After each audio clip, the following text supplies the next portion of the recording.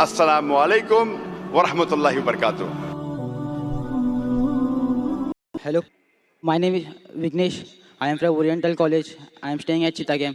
मेरा पहला सवाल ये है कि अगर जब अल्लाह एक ही है तो फिर मेरे जो बैकग्राउंड है वो सब मुसलमान भाई है, मैं अकेला हिंदू, तो मुझको भी चाहे तो मुसलमान बना सकते थे, पर क्यों नहीं? अल्लाह अगर एक है तो मुझको भी चाहे मुसलमान बना सकते थे, मेरे को क्यों हिंदू बनाए? भाई साहब का सवाल है, अगर अल्लाह एक है तो मुझको भी मुसलमान बना सकते थे, उसने क्यों ने मुझे मुसलमान बनाया? भाई साहब का अच्छा सवाल है और इसका जवाब है कि हमारे आखिरी पैगंबर मोहम्मद सल्लल्लाहु अलैहि वसल्लम फरमाते हैं कि हर इंसान, हर बच्चा जब पैदा होता है वो दीनुल फित्र में पैदा होता है।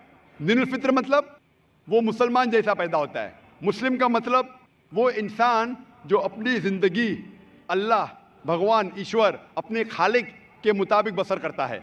जो इंसान अपनी ज़िंदगी अपने खालिक, अपने अल्लाह के कहे हुए अहकामात के मुताबिक बसर करता है, उसे कहते हैं अरबी में मुस्लिम। तो हर इंसान जब पैदा होता है, चाहे हिंदू ख़ानदान में पैदा हो या ईसाई ख़ानदान में या यहूदी ख़ानदान में या मुस्लिम ख़ानदान में, कोई भी ख़ानदान में पैदा होता है, वो पैदा होता है मुसलमान जैसा। उसके बाद उसके वालिदैन, उसके बड़े, उसके टीचर्स उसे सिखाते हैं। अगर सही चीज़ सिखाते तो वो सही रास्ते पे रहता है, वरना वो दूसरे रास्ते पे भटक जाता है। हो सकता है कि वो बुत परस्ती करने लगे, वो मूर्ति पूजा करने लगता है, हो सकता है वो आग की पूजा करने लगे। इसीलिए अगर कोई गैर मुस्लिम मुस्लिम बनता है, उर्दू में अक्सर कहते हैं नो मुस्लिम, जो गलत है। अंग्रेजी में कहते हैं convert. Convert means going from one track to the other which is wrong. सही लफ्ज़ है लौटा हुआ मुस्लिम, क्योंकि हर इंसान पैदा होता है मुस्लिम जैसा, फिर उसके वालिदैन, उसके बड़े के ज़रिए से वो गलत ट्रैक पे जाता है और जब सही ट्रैक पे आ जाता है वापस, सही लफ्ज़ है लौटा हुआ मुस्लिम। अंग्रेजी में कहेंगे रिवर्ट। अक्सर हम कहते हैं नौ मुस्लिम, जो इस्लामी तालीमात के मुताबिक गलत है। सही लफ्ज़ होना चाहिए लौटा हुआ मुस्लिम, रिवर्ट। और आपका सवाल था कि अल्लाह ने तुम्हें मुस्लिम क्यों नहीं बनाया? अल्लाह ने तुम्हें मुस्लिम ही बनाया। हो सकता है कि बचपन में आपके बड़े, आपके वालिदैन, आपके टीचर आपको सही रास्ता नहीं दिखा सके और आप गलत रास्ते पे गए, लेकिन इसके बावजूद आप अल्लाह को दोषी नहीं ठहरा सकते। आप ये पूछ सकते कि अल्लाह ने क्यों मुझे हिंदू ख़ानदान में पैदा किया? अगर मुस्लिम ख़ानदान में पैदा किया होता, हो सकता है कि मैं मुसलमान होता। अल्लाह ताला फरमाते हैं कुरान मजीद में कि अल्लाह अगर चाहे तो सारे इंसानों को मुसलमान बना सकता है, लेकिन फिर टेस्ट क्या है? अगर टीचर चाहे तो सारे स्टूडेंट को पास कर सकता है, लेकिन टेस्ट क्या है? टेस्ट वो होता है क्या टीचर सही तालीम देने के बाद इम्तिहान लेता है। जो आदमी सही जवाब देता है वो पास होता है, जो गलत देता है फेल होता है। अल्लाह ताला ने सारे इंसानों को अपना आखिरी पैगाम दे चुका है कुरान मजीद। उसके बाद अगर इंसान उस पर अमल करते तो पास होते, अमल नहीं करते तो फेल होते। और अगर आप अल्लाह से कंप्लेन करेंगे कि क्यों मुझे हिंदू ख़ानदान में पैदा किया, तो अल्लाह ताला फरमाते कि आप किधर भी पैदा हो, चाहे मुसलमान ख़ानदान में या हिंदू ख़ानदान में, ये कहना कि हर इंसान जो मुस्लिम ख़ानदान में पैदा होता है जन्नत में जाएगा, बिल्कुल गलत है।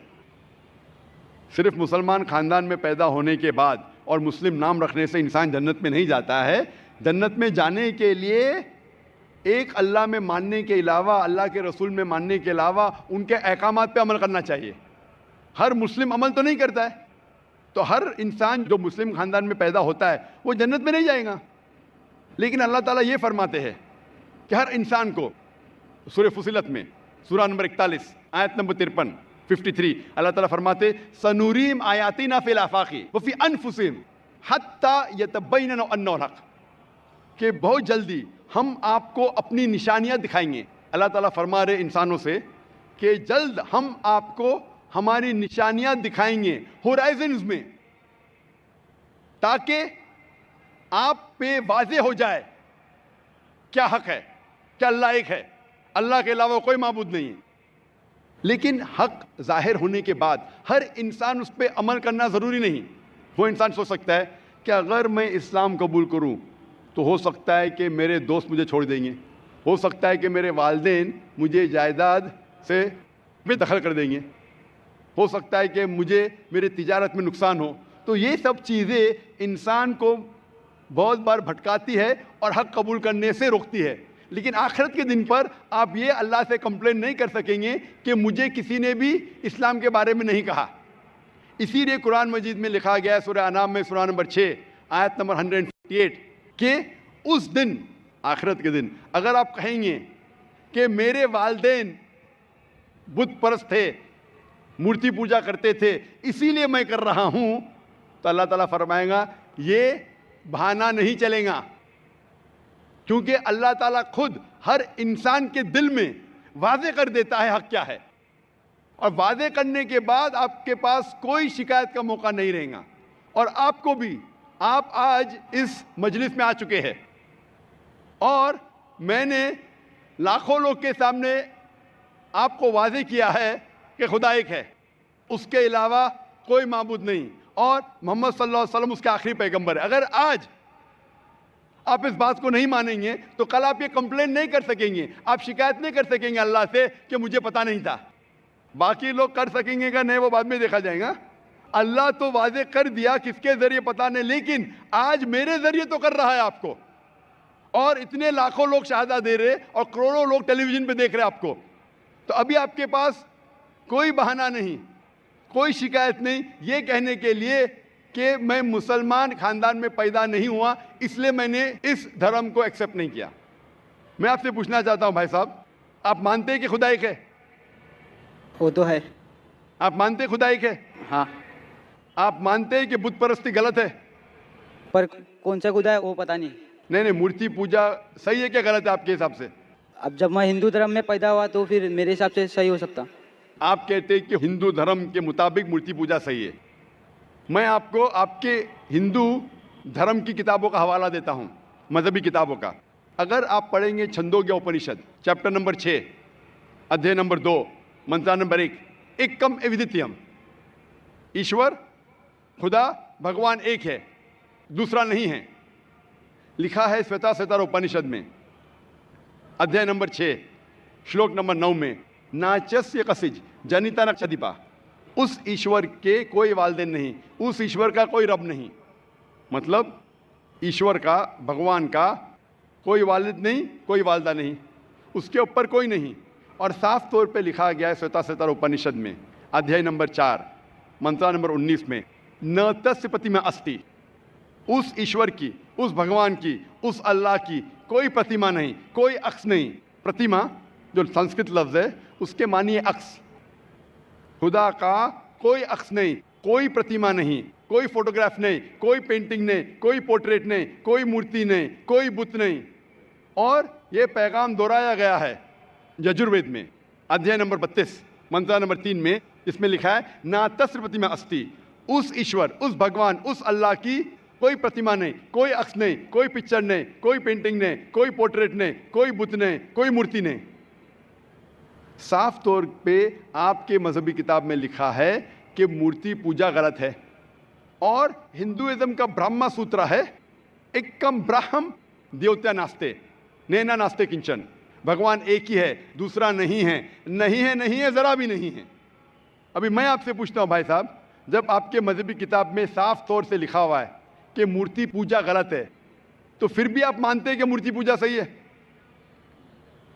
नहीं। आप मानते हैं कि मूर्ति पूजा सही है गलत है? फिर गलत है। आप मानते हैं कि खुदा एक है? हाँ। आप मानते हैं कि मूर्ति पूजा गलत है? हाँ। आप मानते हैं कि इस खुदा, इस ईश्वर, इस अल्लाह के आखिरी पैगंबर मोहम्मद सल्लल्लाहु अलैहि वसल्लम है? सर बट और एक क्वेश्चन है। सॉरी, बट एक क्वेश्चन है। आपका एक सवाल है? हाँ। ठीक है, पूछ सकते हैं आप। अगर मैं मुसलमान बन गया जी और हाँ। ऐसा ही तो इंसान को भूत ही भड़काता ना? आप अगर मुसलमान बन गए तो? वो नहीं, इंसान को तो शैतान ही भड़काता ना? इंसान को शैतान भड़काता है? हाँ। तो अगर मैं मुसलमान बन गया और गलत काम किया तो मेरे वास्ते मुसलमान का नाम खराब हुआ, तो अल्लाह क्या मुझको माफ़ करेंगे? भाई साहब का सवाल है, क्या इंसान को अक्सर शैतान भड़काता है? अगर मैं मुसलमान बन गया और शैतान मुझे भड़काया और मैं गलत काम किया तो क्या अल्लाह ताला मुझे माफ़ करेगा? भाई साहब का अच्छा सवाल है कि अगर वो इस्लाम कबूल किया और शैतान ने भड़काया, उसने गलत काम किया, तो क्या अल्लाह माफ़ करेगा? दो चीज़ें हैं। एक इंसान है जो इस्लाम कबूल ही नहीं करता है। जो इंसान इस्लाम कबूल ही नहीं करता है, नहीं मानता है कि खुदा एक है, बुत परस्ती करता है, अल्लाह के आखिरी पैगंबर मोहम्मद सल्लल्लाहु अलैहि वसल्लम नहीं मानता है, उसके लिए 100% वो जन्नत में नहीं जा सकता है, 100%, क्योंकि वो ईश्वर के अलावा दूसरे किसकी इबादत करता है। दूसरी तरफ एक इंसान है जो मानता है कि एक अल्लाह है, मानता है कि मूर्ति पूजा गलत है, मानता है कि मोहम्मद सल्लल्लाहु अलैहि वसल्लम आखिरी पैगंबर है और गलत काम करता है। हो सकता है कि झूठ बोलता है, हो सकता है कि चोरी करा, हो सकता है वो शराब पी रहा है, ये गलत है, हराम है। लेकिन फिर भी अगर वो बुत परस्ती नहीं करता है, अल्लाह ताला फरमाते सूरह निसा में सूरह नंबर 4 आयत नंबर 48 में और सूरह निसा सूरह नंबर 4 आयत नंबर 116 में कि अल्लाह अगर चाहे तो आपके कोई भी गुनाह को माफ़ कर सकता है, लेकिन शिर्क को कभी नहीं माफ़ करेगा। तो शिर्क के अलावा, बुत परस्ती के अलावा, मूर्ति पूजा के अलावा अगर आप दूसरे गुनाह करेंगे तो अल्लाह ताला माफ़ कर सकता है, आपके फिर भी चांसेस है कि आप जन्नत में जा सकते हैं। लेकिन अगर बुत परस्ती करते हुए आप मरेंगे तो आपको जन्नत में जाने का कोई भी चांस नहीं है। इसीलिए अल्लाह ताला फरमाते हैं कि जब मेरे बंदे सारे दिन गुनाह करते हैं, गलत काम करते हैं, लेकिन जब रात को तौबा करते हैं तो मैं उन्हें माफ़ कर लेता हूँ। मेरे बंदे अगर रात को गुनाह करते हैं और दिन में तौबा करते हैं तो मैं उन्हें माफ़ कर लेता हूँ, क्योंकि अल्लाह सुब्हानहू व तआला रहमान और रहीम है, वो रहमत वाला है और करम करने वाला है। आप अगर गलतियाँ करेंगे, अगर शैतान भड़काएगा तो पढ़ो औज़ु बिल्लाहि मिनश शैतानिर रजीम। जब आपको पता चलेगा अपनी गलती की, अल्लाह से तौबा करो, दुआ करो कि फिर से वो चीज़ नहीं करेंगे और अच्छी नीयत से फिर से अल्लाह की तरफ पलटते, अल्लाह ताला माफ़ करेगा। फिर से आप गुनाह करेंगे, फिर से माफ़ी मांगो, अल्लाह रहमान और रहीम है, जब भी माफ़ी मांगो सच्चे दिल से मांगो, इंशाअल्लाह अल्लाह आपको माफ़ करेगा। और अगर आप बुत परस्ती से दूर है, ये सबसे बड़ा गुनाह है, तो आपके हाई चांसेस है कि आप जन्नत में जाएंगे। तो अभी मैं आपसे पूछना चाहता हूँ। हाँ सर, एक सेकेंड सर, क्या कुरान में लिखा है ना शराब हराम है? जी हाँ, तो जब सिगरेट भी हराम होगा? सिगरेट भी पीना हराम है, कुरान में नहीं लिखा है लेकिन हराम है। अच्छा, यही पूछना चाहिए था, क्योंकि हमारे यहाँ जो है सेक्टर मस्जिद में जमाती आते हैं वो भी सिगरेट पी लेते। शराब पीना तो साफ तौर पे कहा गया कुरान मजिद में सूरह माइदा सूरह 5 आयत नंबर 90 में कि हराम है। लेकिन सिगरेट पीना कुरान मजिद में इसका जिक्र आता है सूरह बकरा में सूरह नंबर 2 आयत नंबर 195 कि अपने हाथ से अपना खुद कत्ल मत करो, सुसाइड मत करो।